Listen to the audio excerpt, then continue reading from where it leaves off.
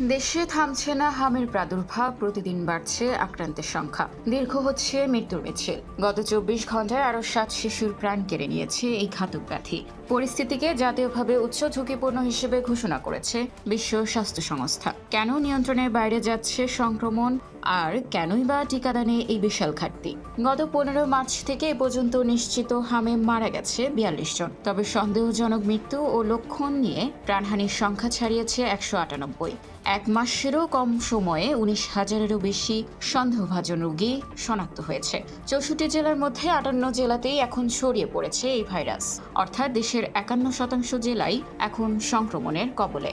সংক্রমণের সবচেয়ে বড় চাপ এখন ঢাকা বিভাগে, বিশেষ করে ডেমরা, যাত্রাবাড়ি, করাইল ও মিরপুরের মতো ঘনবসতিপূর্ণ বস্তি এলাকায় ঘরে ঘরে ছড়াচ্ছে হাম। স্বাস্থ্য বিশেষজ্ঞরা বলছেন হাম অত্যন্ত সংক্রামক। একজন আক্রান্ত শিশুর মাধ্যমে টিকা না নেওয়া আরও 12 থেকে 18 জন শিশু সংক্রমিত হতে পারে। বিশ্ব স্বাস্থ্য সংস্থার মতে 2024-25 সালে এমআর টিকার জাতীয় পর্যায়ে তীব্র ঘাটতি দেখা দেয়। এর উপর বিগত 6 বছর কোনো বড় সচেতনতামূলক ক্যাম্পেইন না থাকায় টিকাদানের বড় ধরনের ফাঁক তৈরি হয়েছে। আক্রান্তদের মধ্যে 83%ই 5 বছরের কম বয়সী শিশু, যারা হয় টিকা পায়নি অথবা মাত্র 1 ডোজ পেয়েছে। এই সংকট এখন আর শুধু দেশের ভেতর সীমাবদ্ধ নেই। ভারত ও মিয়ানমারের সাথে দীর্ঘ স্থল সীমান্ত এবং যশোর ও চাঁপাইনবাবগঞ্জের মতো ব্যস্ত স্থলবন্দরের কারণে আন্তঃসীমান্ত সংক্রমণের ঝুঁকি বেড়েছে। ওয়ার্ল্ড হেলথ অর্গানাইজেশন সতর্ক করেছে, ঢাকা ও চট্টগ্রামের মতো বড় শহরগুলো আন্তর্জাতিক ট্রানজিট পয়েন্ট হওয়ায় এই ভাইরাস দেশের বাইরেও ছড়িয়ে পড়তে পারে। স্বাস্থ্যমন্ত্রী মোহাম্মদ সাখাওয়াত হোসেন এই পরিস্থিতির জন্য বিগত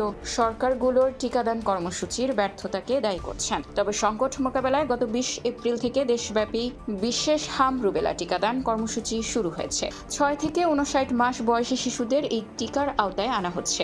জনস্বাস্থ্যবিদরা মনে করেন এখনই জরুরি স্বাস্থ্য পরিস্থিতি ঘোষণা করে টিকাদান কার্যক্রম আরও জোরদার করা উচিত। বিশ্ব স্বাস্থ্য সংস্থার পরামর্শ, পৌর এলাকায় অন্তত 95% টিকাদান নিশ্চিত করতে হবে। নিউজ ডেস্ক, খোলা কাগজ, ঢাকা।